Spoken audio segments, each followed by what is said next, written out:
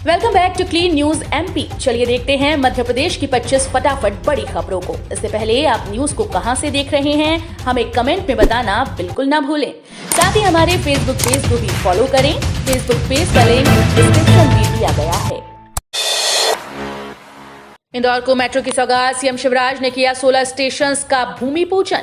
CM Shivraj ने 1416 करोड़ रुपए की लागत से बनने वाले इंदौर मेट्रो रेल लाइन और 16 मेट्रो स्टेशन का विधि विधान से भूमि पूजन किया। सीएम ने पैकेज 2 के अंतर्गत गांधीनगर से MR10 ब्रिज तक 1034 करोड़ रुपए की लागत के 10.93 किलोमीटर तक के मेट्रो कॉरिडोर का शिलान्यास और पैकेज 3 के तहत 382 करोड़ की लागत से MR10 ब्रिज से रोबोट चौराहे तक बनाए जा रहे 7 एलिवेटेड स्टेशन का भूमि पूजन किया। Good governance index 2021-22 group B में हासिल किया शीर्ष स्थान। देश भर में मध्य प्रदेश ने एक बार फिर से बाजी मारी है। दरअसल पूर्व प्रधानमंत्री अटल बिहारी वाजपेयी के जन्मदिन पर आयोजित होने वाले सुशासन दिवस पर देश के गृह मंत्री अमित शाह ने गुड गवर्नेंस इंडेक्स जारी किया। इंडेक्स के मुताबिक ग्रुप बी के राज्यों में मध्य प्रदेश ने शीर्ष स्थान हासिल किया है।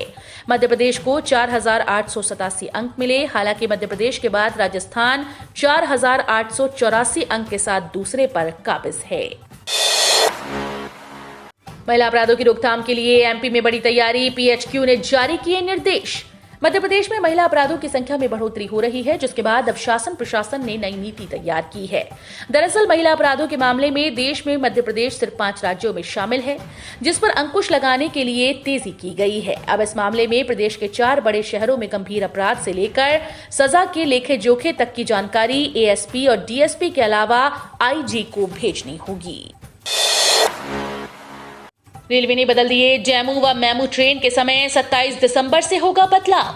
रेलवे के अनुसार train number 09390 Ratlam doctor Ambedkar Nagar DEMU Ratlam से सुबह 6:35 पर चलेगी व फतेहाबाद 8:26 पर पहुंचकर डॉक्टर अंबेडकर नगर सुबह 10:15 बजे पहुंचेगी।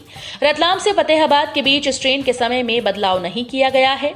इंदौर ये ट्रेन सुबह 9:35 पर पहुंचेगी। इस प्रकार train number 09352 Indore Ujjain MEMU train के समय में बदलाव किया गया।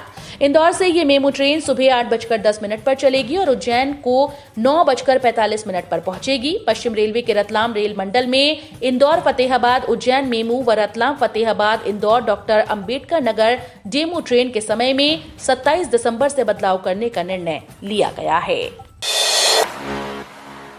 करेली शुगर मिल ने तय किए गन्ने के बढ़े हुए शेड्यूल रेट। 320 से 360 रुपए प्रति क्विंटल मिलेंगे दाम। गन्ने में जैसे जैसे शुगर रिकवरी बढ़ेगी वैसे वैसे जिले के गन्ना किसानों को गन्ने के बढ़े हुए रेट मिलेंगे। इस संबंध में कलेक्टर रोहित सिंह के निर्देशों पर अमल करना शुरू हो गया। इसी क्रम में करेली शुगर मिल ने गन्ने के बढ़े हुए शेड्यूल रेट तय कर किसानों को सूचित किया। उपरोक्तानुसार गन्ने के बढ़ते मूल्य के अतिरिक्त करेली शुगर मिल में किसानों को पात्रता अनुसार प्रोत्साहन बोनस योजना का लाभ भी दिया जाएगा। भोपाल से गुजरने वाली शताब्दी सहित 9 ट्रेन डाइवर्ट, कई निरस्त। पश्चिमी मध्य रेलवे ने 27 दिसंबर को भोपाल से गुजरने वाली 9 ट्रेन को डाइवर्ट और कुछ ट्रेन को निरस्त किया। डाइवर्ट होने वाली ट्रेन में नई दिल्ली रानी कमलापति शताब्दी एक्सप्रेस है। इन ट्रेन को दोहरीकरण के काम के चलते डाइवर्ट और नॉन इंटरलॉकिंग काम के चलते रद्द किया गया है। इंदौर को 5 करोड़ का अवार्ड। शिवराज ने नए IDA चेयरमैन को पुकारा। आप तो मंच पर आ जाओ, इंदौर सफाई में छक्का मारेगा। मुख्यमंत्री शिवराज सिंह चौहान शनिवार को इंदौर में हैं। वे यहां स्वच्छ सर्वेक्षण 2021 के राज्य स्तरीय सम्मान समारोह में बतौर चीफ गेस्ट शामिल हुए। उन्होंने कहा, मुझे विश्वास है कि इंदौर छक्का मारेगा। उन्होंने मंच के सामने नीचे बैठे इंदौर डेवलपमेंट अथॉरिटी के चेयरमैन जयपाल सिंह चावड़ा को बुलाकर मंच पर बैठाया। बोले, आप तो मंच पर आ जाओ। मुख्यमंत्री ने लोगों से अपने अपने शहरों का जन्मदिन मनाने के लिए कहा। 15 जनवरी से हो सकती है परीक्षाएं, जल्द जारी की जाएंगी नई गाइडलाइन। दिव्या अहिल्या विश्वविद्यालय सहित प्रदेश के अन्य यूनिवर्सिटीज में परीक्षाओं के प्रारूप को लेकर असमंजस के बीच उच्च शिक्षा विभाग ने ऑफलाइन परीक्षाएं कराने पर जोर दिया। उच्च शिक्षा विभाग के अधिकारियों और प्रदेश के कुलपतियों की बैठक में कई मुद्दों पर चर्चा के साथ परीक्षा को लेकर विचार हुआ। इसमें अधिकारियों ने सप्ताह भर में नई गाइडलाइन जारी करने की बात कही। जबलपुर में भाजपा प्रदेश अध्यक्ष VD शर्मा ने कहा, कोरोना की गति बढ़ रही, इसलिए पंचायत चुनाव टालना सही। भाजपा के प्रदेश अध्यक्ष विष्णुदत्त शर्मा ने शनिवार को कहा कि कोरोना संक्रमण के बढ़ने का अंदेशा बना हुआ है। ऐसे में यदि पंचायत चुनाव को टाला जाए तो ही अच्छा होगा। वे अखिल भारतीय विद्यार्थी परिषद के राष्ट्रीय अधिवेशन में शामिल होने आए, जहां उन्होंने पत्रकारों से चर्चा की। उन्होंने कहा कि पंचायत चुनाव हुए तो संभव है कि संक्रमण का असर बढ़ सकता है, इसलिए संभव हो तो चुनाव को टालना ही सही रहेगा। सीएम शिवराज ने कहा, इंदौर में खंडवा रोड का नाम होगा अटल बिहारी वाजपेयी मार्ग। सीएम शिवराज ने खंडवा रोड पर नगर निगम द्वारा किए जा रहे निर्माण कार्यों का भूमि पूजन किया। टंटिया भील चौराहे से तेजाजी नगर तक की 54 करोड़ रुपए की लागत से बन रही 6 लेन सड़क का भूमि पूजन किया। सीएम शिवराज ने कहा कि खंडवा रोड का नाम अटल बिहारी वाजपेयी मार्ग होगा। आरटीओ रोड का चौड़ीकरण होगा। 5 साल का वनवास है। ये सड़क केबी रोड को रिंग रोड और बाईपास से जोड़ती है और यहाँ शहर के कई प्रमुख धार्मिक और शैक्षणिक संस्थाएं स्थित हैं। इंदौर में ओमिक्रॉन के 6 मरीज होने की आशंका, जांच के लिए दिल्ली भेजे सैंपल। शहर में कोविड संक्रमितों की संख्या लगातार बढ़ती जा रही है और वर्तमान इंदौर में कोविड के 97 सक्रिय मरीज हैं। शनिवार को इंदौर में कोविड वायरस के ओमिक्रॉन वेरिएंट के 6 नए मरीजों की आशंका जताई जा रही है। इन सैंपल्स की जांच शहर के अरबिंदो मेडिकल कॉलेज की जीनोम सीक्वेंसिंग लैब में हुई।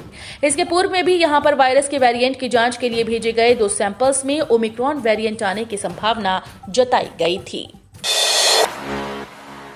पंचायत चुनाव को लेकर प्रदेश अध्यक्ष वीडी शर्मा का कांग्रेस पर हमला। पंचायत चुनाव को लेकर भाजपा प्रदेश अध्यक्ष सांसद विष्णुदत्त शर्मा का बड़ा बयान सामने आया। सांसद विष्णुदत्त शर्मा ने कहा कि पंचायत चुनाव बड़ी अच्छी तरह से चल रहे थे, लेकिन कांग्रेस के लोगों ने पंचायत चुनाव को कैसे रोका जाए और हार के डर के कारण वो भाग रहे हैं इस प्रोसेस से, इसलिए वो न्यायालय के अंदर गए और चुनाव की इस प्रक्रिया को बाधित किया। और कांग्रेस कभी नहीं चाहती, जो सामंतवादी प्रवृत्ति के हैं ये हमेशा से ही प्रयास करते हैं कि हमारे अन्य पिछड़ा वर्ग के ऐसे समाज वर्ग के लोगों को अवसर न मिले। मध्य प्रदेश विधानसभा में 9 घंटे 52 मिनट में 7 विधेयक हुए पारित। भले ही विधानसभा का शीतकालीन सत्र 5 दिन का रहा हो, पर 9 घंटे 52 मिनट चली कार्यवाही के दौरान 7 विधेयक पारित हुए और अन्य पिछड़ा वर्ग आरक्षण पर स्थगन स्वीकार करके चर्चा भी कराई गई। विधानसभा ने सर्वसम्मति से त्रिस्तरीय पंचायत चुनाव ओबीसी आरक्षण के साथ कराए जाने संबंधी संकल्प भी पारित किया। विधानसभा अध्यक्ष गिरीश गौतम ने प्रश्नकाल में अधिक से अधिक सदस्यों को प्रश्न करने का मौका मिले, इसके लिए सिर्फ पूरक प्रश्न पूछने का नवाचार भी किया। भारत पाकिस्तान युद्ध में शामिल बिलासपुर के वीर सैनिकों का होगा सम्मान। प्रदेश कांग्रेस कमेटी के अध्यक्ष मोहन मरकाम ने 1971 के भारत पाकिस्तान युद्ध में छत्तीसगढ़ से भाग लेने वाले सैनिकों को आज 26 दिसंबर को रायपुर में सम्मानित करने का निर्णय किया। शहर अध्यक्ष विजय पांडे ने बताया कि बिलासपुर शहर से 7 जवानों ने भारत पाकिस्तान युद्ध में भाग लिया था और बड़ी बहादुरी व दिलेरी के साथ लड़ाई लड़ी। इसका सकारात्मक परिणाम रहा कि बांग्लादेश एक पृथक देश के रूप में अस्तित्व में आया। जनवरी में भारत दौरे पर आएंगे नेपाल पीएम देउबा, पीएम मोदी से होगी बातचीत। नेपाल के पीएम शेर बहादुर देउबा 13 जुलाई को प्रधानमंत्री के बाद 10 जनवरी को भारत दौरे पर आएंगे। ये रिपोर्ट नेपाली अखबार काठमांडू पोस्ट ने दी है। बता दें कि ये उनकी दूसरी विदेश यात्रा होगी। इससे पहले देउबा अक्टूबर 2020 में COP26 में भाग लेने स्कॉटलैंड के ग्लासगो पहुंचे थे, जहां पीएम मोदी से भी उनकी मुलाकात हुई थी। अखबार ने डिप्लोमेटिक सूत्रों के हवाले से बताया कि Sher Bahadur Deuba vibrant Gujarat global summit में भाग लेने के लिए 10 जनवरी को भारत पहुंचेंगे। सरसों तेल के दाम हुए 40 रुपए कम, तुरंत करें खरीदारी। पेट्रोल, डीजल व रसोई गैस के दाम के साथ साथ खाद्य पदार्थ महंगे हो रहे हैं, जिससे आम लोगों की जेब का बजट डगमगा गया है। अब खाने के तेलों की कीमतों में थोड़ी नरमी देखने को मिली है, जिससे आम लोगों की जेब का भार कम हो जाएगा। इस बीच अगर आप सरसों तेल के खरीदार हैं तो ये खबर आपके लिए बड़े काम की है। सरसों तेल की कीमत में कुछ गिरावट दर्ज की गई। नई कीमत के अनुसार सरसों का तेल 160 से 170 रुपए प्रति किलो के बीच बेचा जा रहा है। दिल्ली में शीतलहर से राहत, लेकिन प्रदूषण की मार एयरपोर्ट पर धुंध। राष्ट्रीय राजधानी दिल्ली में क्रिसमस पर शीतलहर से तो राहत मिली, लेकिन फिर भी सुबह के वक्त सर्दी काफी है। कोहरे के साथ आसमान में प्रदूषण की धुंध भी छाई है। राजधानी की हवा की गुणवत्ता बहुत खराब होने से दिल्ली वाले परेशान हैं। मौसम विभाग के अनुसार दिल्ली में आज यानी 25 दिसंबर को न्यूनतम तापमान करीब 7 डिग्री सेल्सियस दर्ज किया गया, जो सामान्य से 1 डिग्री सेल्सियस कम है। IMD ने बताया कि दिन में हल्का कोहरा भी छाया रह सकता है। 1 जनवरी से ATM से कैश निकालना और जमा करना पड़ेगा महंगा। नए साल में एटीएम से फ्री पैसा निकालने की सीमा के बाद पैसे निकालने पर आपको पहले से ज्यादा चार्ज देना होगा। 1 जनवरी 2022 से एटीएम से मुफ्त निकासी की सीमा के बाद पैसे निकालने पर बैंक 20 रुपए प्रति ट्रांजैक्शन की बजाय 21 रुपए ट्रांजैक्शन चार्ज वसूलेंगे। अभी तक बैंक ग्राहकों को हर महीने 5 बार अपने एटीएम से पैसे की निकासी पर कोई शुल्क नहीं लिया जाता है। मुफ्त निकासी की सीमा खत्म होने के बाद पैसे निकालने पर बैंक 20 रुपए प्रति ट्रांजैक्शन का शुल्क लगाता है। सबसे शक्तिशाली टेलीस्कोप लॉन्च। हबल टेलीस्कोप से 100 गुना ज्यादा शक्तिशाली 75,000 करोड़ रुपए का जेम्स वेब स्पेस एलियन खोजेगा। नासा के जेम्स वेब स्पेस टेलीस्कोप को आज यानी 25 दिसंबर को एरियन रॉकेट के जरिए फ्रेंच गुयाना स्थित लॉन्चिंग बेस से लॉन्च कर दिया गया। इस टेलीस्कोप को नासा, यूरोपियन स्पेस एजेंसी और कैनेडियन स्पेस एजेंसी ने तैयार किया है। इस पर करीब 75,000 करोड़ रुपए का खर्चा आया। ये दुनिया का सबसे ताकतवर टेलीस्कोप है। इसकी क्षमता का अंदाजा इस बात से लगाया जा सकता है कि यह अंतरिक्ष से धरती पर उड़ रही चिड़िया को भी आसानी से डिटेक्ट कर सकता है। आज से शुरू होगा भारत दक्षिण अफ्रीका टेस्ट सीरीज।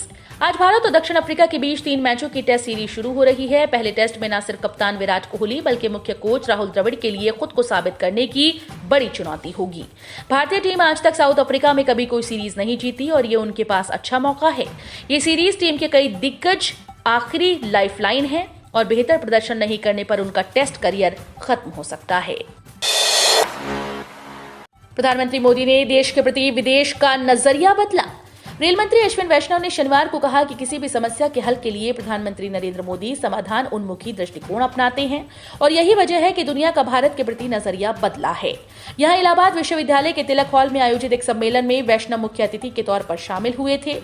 उन्होंने कहा, पहले लोगों का दृष्टिकोण नकारात्मक और समस्याओं की शिकायत करने वाला हुआ करता था, लेकिन अब लोगों का नजरिया बदला है और लोग समस्याओं को दूर करने में अपना योगदान देने की बात करते हैं। अटल बिहारी वाजपेयी पूर्व प्रधानमंत्री की जयंती से बीजेपी ने शुरू किया चंदा अभियान। 5 चुनावी राज्यों में बदलाव। पूर्व प्रधानमंत्री अटल बिहारी वाजपेयी की जयंती के अवसर पर भाजपा ने विशेष चंदा अभियान की शुरुआत कर दी। भाजपा राष्ट्रीय अध्यक्ष जेपी नड्डा ने स्पेशल माइक्रो डोनेशन कैंपेन नाम से इस विशेष अभियान की शुरुआत करते हुए पार्टी के सभी कार्यकर्ताओं और नेताओं से 5 रुपए से लेकर 1,000 रुपए तक का चंदा स्वयं देने और लोगों से दिलवाने को कहा है। एमपी पंचायत चुनाव, ओबीसी मतदाताओं की गिनती करा रही सरकार। मध्य प्रदेश में पंचायत चुनाव को लेकर सियासत जारी है। इस बीच सरकार ने एक बड़ा फैसला करते हुए ओबीसी मतदाताओं की गिनती कराने का फैसला किया। बता दें कि ओबीसी मतदाताओं की गिनती का काम शुरू हो चुका है और पंचायत सचिव, पटवारी और रोजगार सहायक इस काम में लगे हैं। 10 दिन में ये काम पूरा होना है। सरकार ने 7 जनवरी को रिपोर्ट मांगी है। वार्डवार और पंचायतवार मतदाताओं की गिनती की जा रही है। कुल मतदाताओं के साथ ही पिछड़ा वर्ग के मतदाताओं के प्रतिशत की भी अलग से जानकारी मांगी गई है। राज्य सेवा परीक्षा 2019-20 के रिजल्ट तैयार, इस दिन हो सकते हैं जारी। मध्य प्रदेश लोक सेवा आयोग द्वारा आयोजित राज्य सेवा मुख्य परीक्षा 2019 और 20 के परीक्षा परिणाम का इंतजार कर रहे छात्रों की बड़ी खबर है। दरअसल राज्य सेवा मुख्य परीक्षा 2019 और राज्य सेवा प्रारंभिक परीक्षा 2020 के परीक्षा परिणाम 31 दिसंबर से पहले घोषित किए जा सकते हैं। आयोग के द्वारा इसके लिए तैयारी पूरी कर ली गई है। रिजल्ट की स्क्रूटनी का आखिरी दौर चल रहा है, जिसके बाद 28 या 29 दिसंबर तक रिजल्ट की घोषणा की जा सकती है। एमपी व्यापम वर्ष 2022 में इन भर्ती परीक्षाओं का करेगा आयोजन। मध्य प्रदेश व्यावसायिक परीक्षा मंडल MPPEB ने वर्ष 2022 के लिए अपना भर्ती परीक्षा कैलेंडर जारी कर दिया, जिसके अनुसार बोर्ड अगले वर्ष MP, TET और पुलिस कांस्टेबल समेत कई महत्वपूर्ण भर्ती प्रक्रिया का आयोजन करेगा। बोर्ड द्वारा सबसे पहले 8 जनवरी से पुलिस आरक्षक भर्ती परीक्षा 2020 आयोजित की जाएगी। इसके अलावा MP, TET 2020 का आयोजन भी 5 मार्च 2022 से किया जाएगा। हम रोज ऐसे ही न्यूज लाते रहेंगे। आपने अभी तक क्लीन न्यूज MP को सब्सक्राइब नहीं किया है तो फटाफट सब्सक्राइब कर लें। साथ ही बेल आइकन को दबाना बिल्कुल ना भूलें ताकि कोई लेटेस्ट अपडेट मिस ना हो।